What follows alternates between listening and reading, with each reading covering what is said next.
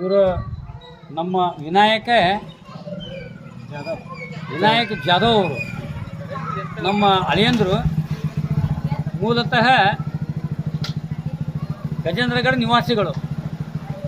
ಈ ಗಜೇಂದ್ರಗಡ ನಿವಾಸದಲ್ಲಿ ತಮ್ಮ ಸ್ವ ನಿರ್ಮಾಣ ಮಾಡಿರ್ತಕ್ಕಂತಹ ಹೊಸ ಗೃಹವನ್ನು ನಾಳೆ ಶುಕ್ರವಾರ ದಿವಸ ಇವರು ಓಪನಿಂಗ್ ಮಾಡ್ತಾ ಇದ್ದಾರೆ, ಪ್ರಾರಂಭ ಮಾಡ್ತಾ ಇದ್ದಾರೆ.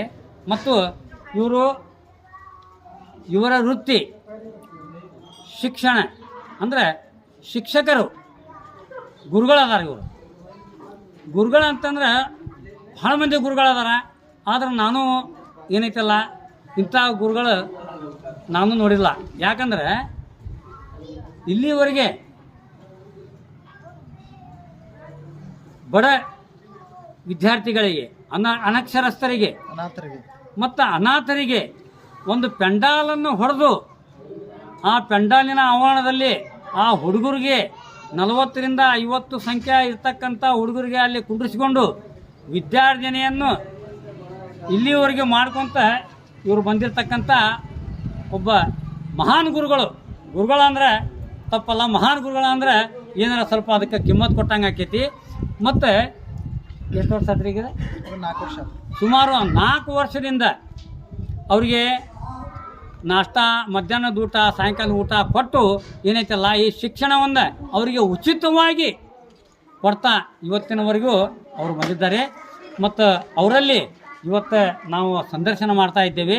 ಮತ್ತು ನಾವು ಈ ಮಹಾಕುಂಭದ ಒಂದು ವೇಳೆಯಲ್ಲಿ, ಮಹಾಕುಂಭದ ಒಂದು ರೂಟಿನಲ್ಲಿ ಹೊರಟಿರ್ತಕ್ಕಂತಹ ಸಂದರ್ಭದಲ್ಲಿ ನಮ್ಮ ಇವರ ಹಳೆಯಂದರು ಸಿಕ್ಕಿರ್ತಕ್ಕಂತಹ ನಮಗೆ ಒಂದು ದೊಡ್ಡ ಮಹಾ ಸೌಭಾಗ್ಯ.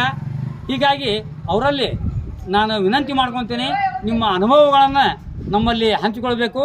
ಮತ್ತು ಈ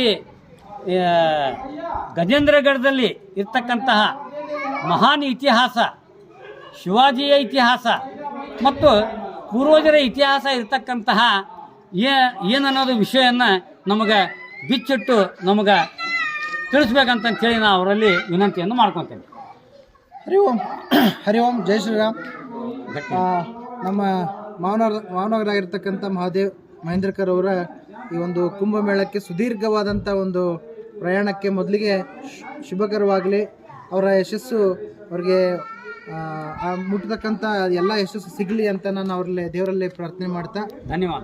ಅವರು ಇಲ್ಲಿವರೆಗೂ ಬಂದಿರತಕ್ಕಂಥದ್ದು ನೀವು ನೋಡಿದಾಗ ನಮಗೆಲ್ಲರಿಗೂ ಗೊತ್ತಿಲ್ಲ.